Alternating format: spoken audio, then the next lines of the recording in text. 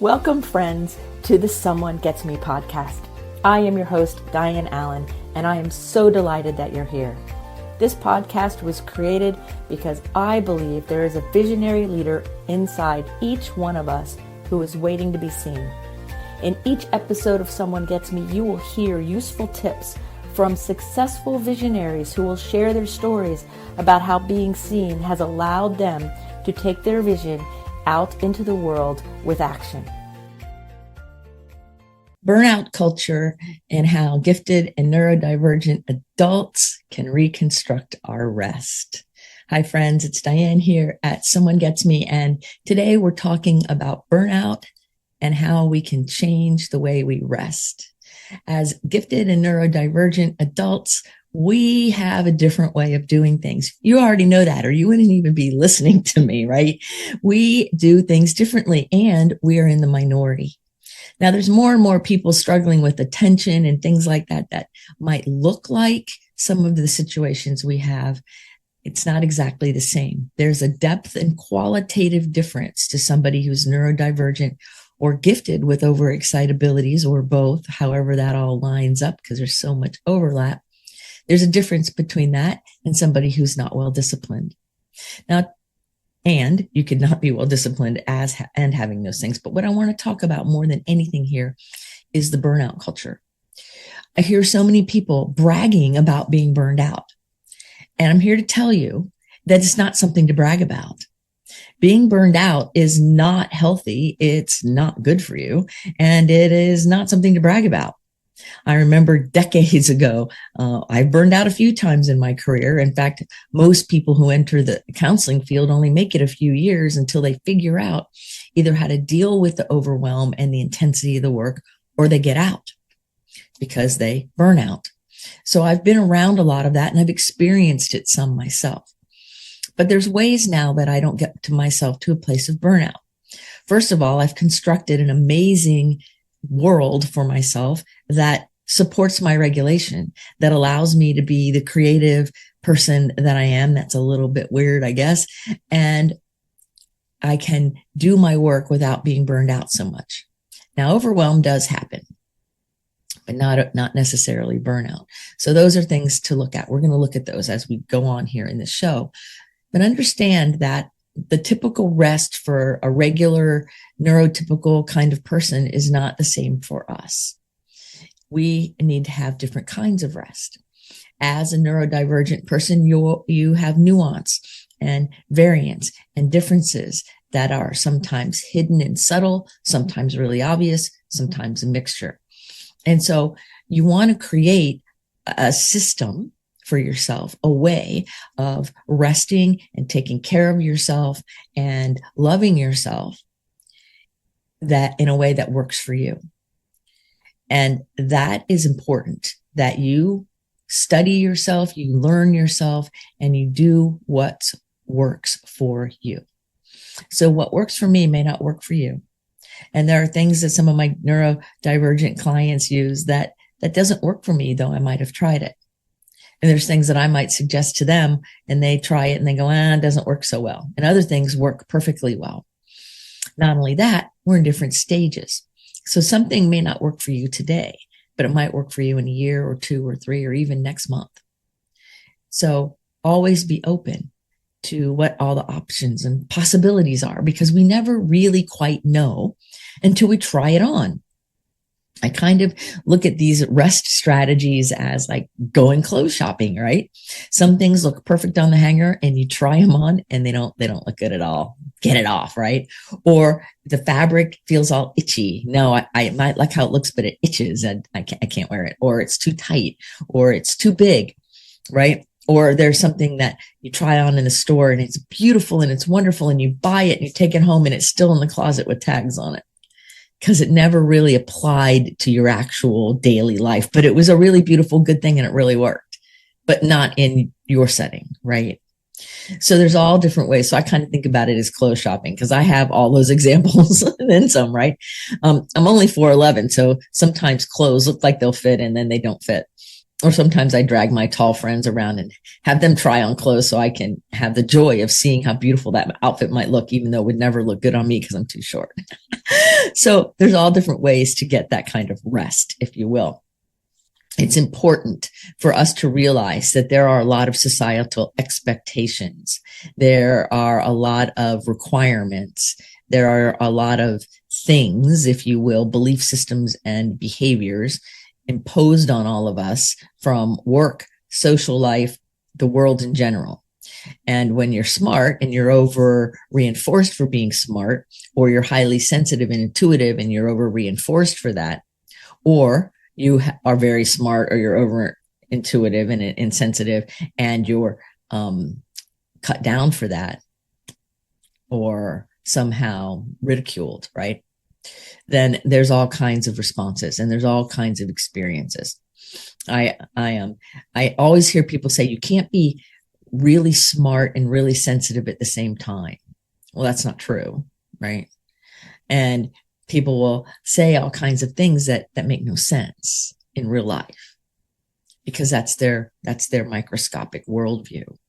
And so how do we, as people who are the outliers, as people who are not the common denominators in our society, how do we move forward in a way that works? Well, one of the best things we can do with this overwhelm situation and this burnout culture is to give ourselves permission to do our rest differently. And the way we do this, the first thing we do is we pay attention to our energetic patterns, our rhythms. What's your energetic rhythm? That's important to know. My energetic rhythm is I wake up quite early in the morning. The sun's not up yet, right, already. And I'm here inspired to do the show for you. If you ask me to do it around 3 p.m, it would be really hard because that's not my energetic rhythm.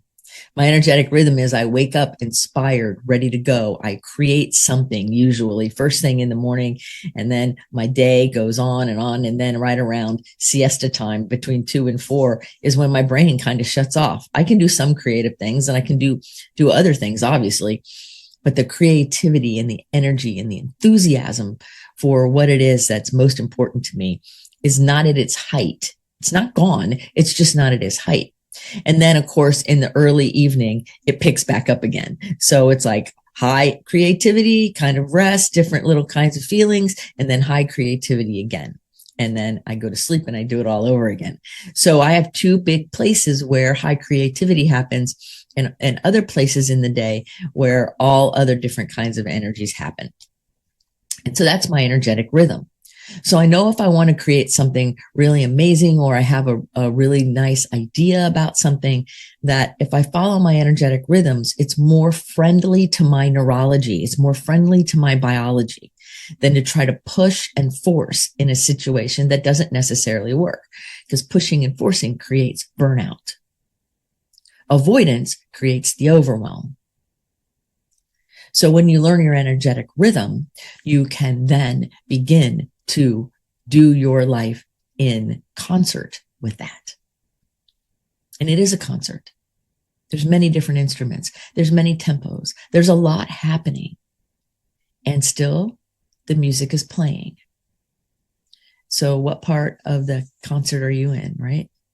I always love the beginning when it's just get it all on stage and it's great. And then I also love the very height near the end and how most really good musicians bring you to this great emotional setting, and then they lovingly drop you back into reality. Well, that's how I do my world, right? I've learned that pattern works really well for me. And I picked up on that a little bit from my own paying attention and documenting what it is, and also from a lot of the musicians I work with. When I go to their performances and I listen and I go, oh, look, that is a magical thing. So it's natural for my system. What's natural for your energetic rhythm? Have you studied yourself? Have you paid attention to what works best for you? Are you trying to fit into a world and a system that isn't aligned with your energetic rhythm? That could be causing burnout. It could be causing overwhelm, frustration, anxiety, flatness, depression. It matters that as a gifted person, you honor your energetic rhythms in an important way. You also want to begin to take care of burnout by really claiming your identity and your sovereignty. You know, like sometimes people will laugh at my ups and downs or my creative bursts, and I say, well, that's how my system works, and I'm just going with it. And so claiming that identity, that this really is how I am, and I'm claiming it, and this is me, and that's okay, and I love me, and we can go on from there, right? And then we can realize that sometimes just because society or somebody else, or even ourselves, expect things out of us, that doesn't mean that that expectation is a mandate that we should do something. A lot of people expect things out of others that are just resentments waiting to happen. You know, an expectation is you creating for yourself the probability of some kind of resentment or upset. If I expect everyone to do everything my way, I'm going to be disappointed and resentful most of the time. So let's pay attention to what our expectations are of ourselves and others. So again, when you study your own rhythms and you learn to live within them, you can then give yourself rest at the times you need it, and you can divorce yourself from the over reinforcement of burnout culture. Because see, when you're burned out and you're overwhelmed and you're not at your peak, then you can be controlled.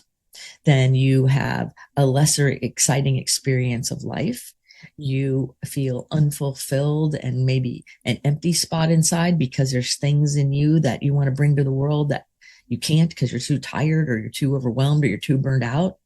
So it matters that we take matters into our own hands and realize that we have our own rhythms.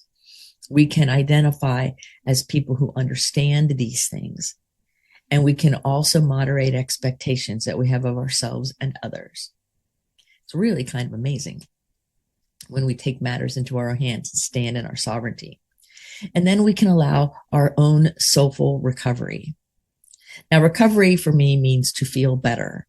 And that means to allow yourself, to have a deep, soulful, inner sense of feeling better, of recovering, of being able to feel alive and fulfilled and satisfied. And there's different kinds of rest we can do that, right? We can just rest, take a nap, right? We can relax on the couch and maybe read a good book or watch a TV show or a movie that's just kind of mind numbing and just let ourselves check out. We can be creative. We can draw or write or create music or do diamond painting or quilting or plant plants. We can do all kinds of things that have a creative nature to them. Cook a really good meal. Sounds delightful, right? And taste those tastes and smell those smells. All those are forms of rest. Sometimes a really good rest is a nice warm shower, allowing the water to just massage your face and your body, and imagine all the water dripping off your hands, being all the stress and heaviness of the day. There's all kinds of ways to allow our inner selves to rest. Now, the interesting thing with that is some of my clients keep saying to me that kind of rest, or slowing down even, feels like a waste and like they're being lazy. To which I say rest is a very active thing. Resting is important. Integration of new information is a form of rest, and it's important. That we learn new things, we do new behaviors, we grow in whatever way, and then we rest in the way that works for us. Some of my rest is creative in nature. Some of my rest is relaxing in nature. Some of my rest is watching crazy dog videos and on YouTube and TikTok, like just watching the puppies, watching the little kitties and laughing at humor of the things that people will do a video about, or watching my own little dog do goofy things and play with her toys. Those are all forms of rest. And it's important that you learn to honor that in yourself, because the burnout culture is not noble. The burnout culture is one that has a really deep rooted impact on our physical health and emotional health and spiritual health. It's no wonder that people who are codependent and taking care of everyone else other than themselves end up using more medical services than other people because their system is absorbing all the stuff, all the pain and stuff of other people and the world and sucking it in and holding on to it. I've had a lot of friends of mine who are massage therapists and another one who is a spiritual kind of healer person. And they all ended up with all kinds of internal organ issues because they were sucking in everybody else's pain and then they weren't discharging it and they weren't resting and they weren't letting their own energetic rhythms keep their own inner world clean. So we go out there in the day as a gifted, sensitive person, and it's easy to absorb all the energy, but it's most important that we let it go through us and not get stuck there. That takes some practice. I do that work with a lot of my people all the time, and I have to do it with myself. We all want to do that. We want to learn how to follow our own rhythms and claim our identity and our own sovereignty and our own agency, right, of who we are. And I'm not talking in an ego, thump your chest kind of thing. I'm talking having a real soulful connection to who you really are. Like really, right? We don't have to be something we're not, and we don't have to be what other people think we are. All we have to do is allow ourselves to follow our own inner rhythm and our own inner guidance and stand in our sovereignty with who we are, and realize that the expectations of others and maybe old expectations we have of ourselves may or may not have any place. We get to decide that. And we also get to decide how to recover our soul, how to feel better, how to nourish ourselves in a meaningful way so that moving forward with each day, burnout is not our experience. Overwhelm is not the constant reality of a gifted, amazing, creative being that you are. So if you're experiencing a ton of overwhelm or burnout and you've had it, call me. I'll be glad to help you. Seriously. Let's not be in a position where you go into the next season of your life carrying the old burnout, the old overwhelm, the old stuff. You have a right to be free and clean and beautiful from the inside out. You have a right for your light to shine in a way that not even you have totally seen yet. And you have a right to stand in your own identity and live by the rhythms that work for you, just like everybody else. You do. So I invite you, and I invite all of us to really pay attention to our own rhythms and allow ourselves to be free of the burnout culture, to be free of the idea that we have to live in fear and overwhelm all the time, because we don't. Take time every single day to allow your inner landscape to be loved and taken care of and bloom in the way you're meant to, free of the expectations and comparisons of anybody else, because you're a unique, beautiful creature here with a unique, beautiful, amazing mission. So dig deep within those rhythms, go in there, see what's cool in that inner landscape, and then decide how you want to bring it out and bring something beautiful, that part of you that is magical, to the world. And when many of us do that, we have an even more vibrant, amazing, beautiful life. So I hope this episode has inspired you to say no thank you to the burnout culture, to say no thank you to chronic overwhelm, to allow yourself to be you in your own rhythm and patterns, learning who you are from the inside out so you can be everything that your heart's desires. And you can be happy and live in a way that matches who you are on the inside. So you can live your life from the inside out. Until the next episode of Someone Gets Me, remember to keep your face to the sun so the shadows fall behind you, because you're a rock star. You're here on purpose with a mighty purpose. So go out there in the world Be your magical, amazing self. And until the next episode, this is Dianne saying, be well. Thank you for listening. I trust you gained some valuable inspiration and information. Please join me and other visionaries in the Someone Gets Me Facebook group.